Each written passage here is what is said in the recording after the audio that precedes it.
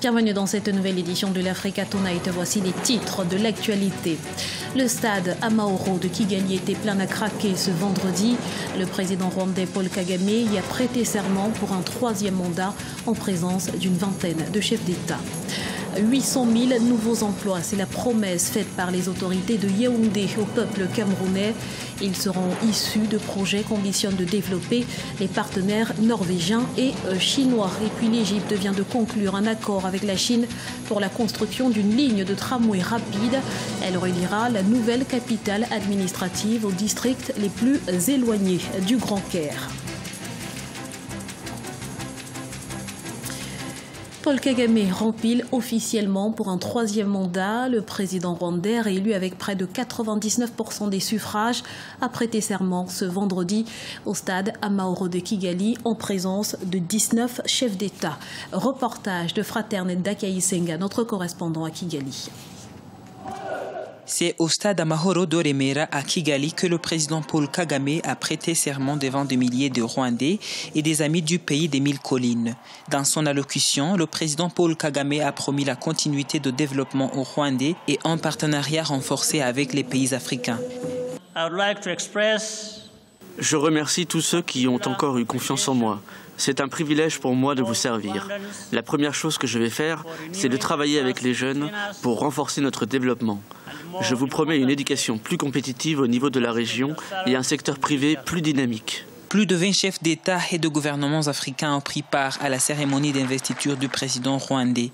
Au continent africain, le président Paul Kagame a rappelé que l'Afrique a besoin de prendre conscience de sa grandeur afin de s'affranchir de la tutelle occidentale. Ils nous demandent de remplacer les systèmes qui fonctionnent pour nous avec les dogmes auxquels même leurs peuples ne font plus confiance. L'Afrique n'a aucun problème de civilisation. Elle nous a soutenus au cours de l'histoire et nous pousse actuellement à être ambitieux, compatissants et créatifs. Pour rappel, le président Paul Kagame a été réélu pour un troisième septennat à la tête du pays dans un scrutin qui a eu lieu le 4 août 2017. Il a obtenu 98,79% des voix contre 0,73% et 0,48% pour ses deux adversaires, Philippe Maïmana et Franck Habineza. Jean Ping n'a pas dit son dernier mot. L'opposant gabonais, qui se revendique toujours président élu, s'est adressé au peuple ce vendredi, au lendemain du 57e anniversaire de l'indépendance. Un message dans lequel il appelle les forces de l'ordre à préserver la sécurité de la nation. Il invite également le peuple gabonais à se déterminer davantage pour le respect du choix exprimé lors de la présidentielle du 27 août 2016. Écoutons-le. Au nom du Gabon, au nom des centaines de milliers d'hommes et de femmes qui voient en moi l'espérance de garantir l'unité de la nation, le redressement de la situation politique, économique, sociale et culturelle, mais aussi de garantir tous ces principes de justice, de paix et de progrès auxquels je m'engage à consacrer toute mon action et mon énergie. J'en appelle à votre patriotisme et à vos nobles valeurs. Touché mais toujours debout, 4 jours après l'attaque terroriste qui a frappé la capitale burkinabé, la vie reprend progressivement son cours sur l'avenue Kwame Nkrumah. Cafés, restaurants et commerces ont rouvert, bien que timidement. Voyez ce reportage de Jean-Paul Ouedraogo, notre correspondant à Ouagadougou. Quelques jours après le deuil national de 72 heures décrété suite à l'attaque du café Istanbul à Ouagadougou, la vie reprend son cours normal sur l'avenue Kwame Nkrumah. Malgré le périmètre de sécurité qui rend difficile l'usage de cette artère principale, les activités aux alentours reprennent et avec beaucoup de timidité. C'est le constat qui est donné de faire dans ce petit restaurant situé côté sud à 2 pas du lieu de l'attaque. Aujourd'hui, nous reprenons les activités difficilement, non seulement la peur dans le ventre, mais aussi les yeux qui coulent des larmes. Parce que nous avons perdu nos frères, nos sœurs, nos amis.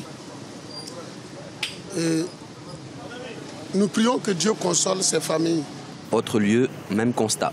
Ici, plus en face du café Istanbul, c'est encore la crainte chez les petits commerçants. Vendeur de cartes SIM et d'accessoires pour téléphone mobile, Moussa Ouedraogo vit désormais avec la peur, même s'il n'entend pas se laisser abattre par le désespoir. Bon, en tout cas, pour le moment, on a peur de reprendre les activités puisque les gens viennent visiter le coin. Bon, ça ne savent pas comment ça va se passer. Ouais. Puisque même si tu vas ailleurs, tu n'as pas le choix, ce n'est pas là où ça peut se passer. Donc, prie Dieu, le bon Dieu, pour que ça puisse s'éloigner de nous, quoi. C'est au moment où les gens ont commencé vraiment à fréquenter à nouveau cette avenue que nous subissons encore à nouveau ce drame-là. Il faut dire qu'économiquement, le pays sera paralysé quand on sait tout ce qu'on a comme trafic sur cette avenue-là. Boutiques, salons de coiffure, secrétariat public et autres services ont eux aussi rouvert. En espérant le redémarrage effectif de leurs activités, les riverains souhaitent vivement la mise sur pied d'un important dispositif sécuritaire sur la plus belle avenue de Ouagadougou. En rappel, depuis 2016, 2 attaques terroristes ont eu lieu sur cette emblématique avenue Kwame Nkrumah, tuant une 50aine de personnes. Au Cameroun, le gouvernement annonce près de 800 000 nouveaux emplois. Ceci grâce aux investissements des partenaires chinois et norvégiens. Les premiers bénéficiaires devraient être les jeunes. Reportage de Viviane Baoken, notre correspondante au Cameroun. 800 000 nouveaux emplois, c'est la promesse faite par des investisseurs chinois et norvégiens. Reçus en audience le 11 août 2017 par le chef de l'État, Paul Biya, ils annoncent une offre de développement industriel pour le pays. D'abord, l'extension du barrage hydroélectrique de Meunveleux et la réalisation d'une centrale thermique d'une capacité de production estimée à 1000 MW d'électricité. Des programmes qui pourront significativement créer de nouveaux emplois. Une fois que les différents barrages et les centrales thermiques auront été mises en place, elles permettront une production d'énergie qui va attirer de nouveaux investissements. Et je crois savoir que ce sont ces investissements-là qui pourront générer le million d'emplois. Cette annonce vient s'ajouter aux 1 500 000 emplois que le chef de l'État compte offrir aux jeunes Camerounais dans le cadre du plan triennal spécial jeunesse. Avec 800 000 offres supplémentaires, les jeunes en quête d'emploi souhaitent une mise en application effective de ces projets. La promesse des potentiels 800 000 potentiels emplois qui pourraient être créés au terme des différents barrages prévus est en soi une bonne nouvelle. Maintenant, pour nous autres jeunes, on souhaite que cela se traduise en des faits concrets, que les domaines d'emploi soient précisés, qu'on s'assure que le moment venu, on aura des jeunes capables de se faire recruter sans aucune magouille, et que cela soit fait sur des bases somme toute transparentes. Le gouvernement camerounais et l'entreprise de distribution de l'électricité locale Eneo sont les principaux partenaires de ce projet. Ils auront la lourde responsabilité de rentabiliser le riche potentiel en gaz dont regorge la côte camerounaise et résorber ainsi le déficit énergétique du pays qui est estimé à 100 MW par jour. C'est une nouvelle qui devrait ravir plus d'un. La capitale égyptienne va se doter d'une nouvelle ligne de tramway rapide. Le projet, qui résulte d'un accord à 1,24 milliard de dollars entre l'Égypte et la Chine, devrait permettre de réduire de 30% la circulation et surtout la création de nouveaux emplois. Explication avec Sharon Kamara. Suite à un accord entre le ministère égyptien du Transport et des groupes d'industriels chinois, un contrat d'1,24 milliard de dollars a été conclu pour la création d'une ligne de tramway. Avec ses 11 arrêts, celle-ci reliera le Caire à des zones éloignées du pays telles que Al Salam City ou encore Chorouk City. Ce projet fait partie du programme mis en place par le ministère des Transports pour développer le réseau ferroviaire et améliorer ses services à travers le pays. Ce projet permettra la réduction des embouteillages et même l'économie d'énergie.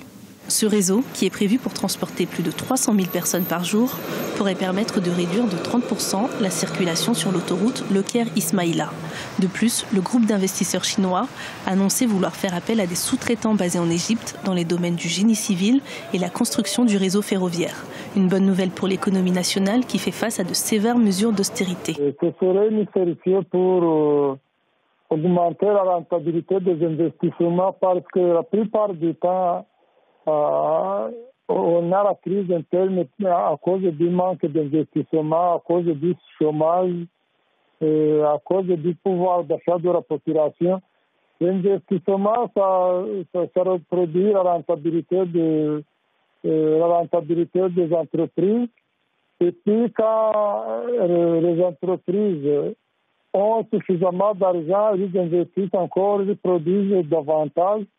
Et puis, ça contribue à avoir la paix. L'économie égyptienne se relève timidement après une longue période de récession et grâce aux mesures d'austérité imposées par le gouvernement. Une loi visant à faciliter l'implantation d'entreprises a été mise en place cette année. Le président Al-Sisi, qui espère ainsi inciter les investisseurs à s'intéresser à l'Égypte, a récemment effectué une tournée en Afrique subsaharienne dans ce cadre. Et sachez que le coup d'envoi de l'Afrobasket 2017 dames a été donné ce vendredi à Bamako, capitale malienne. 12 pays sont en compétition. Et lors de la première rencontre de ce jour, les Lions de la Teranga ont largement dominé la Guinée. Score final 105-39. Notons que dans ce même groupe B, on retrouve le Mozambique, le Nigeria, l'Égypte et la République démocratique du Congo qui a bénéficié d'une wildcard. Le groupe A se compose du pays hôte, du Cameroun, de la Tunisie, de l'Angola, de la Côte d'Ivoire et de la Centrafrique.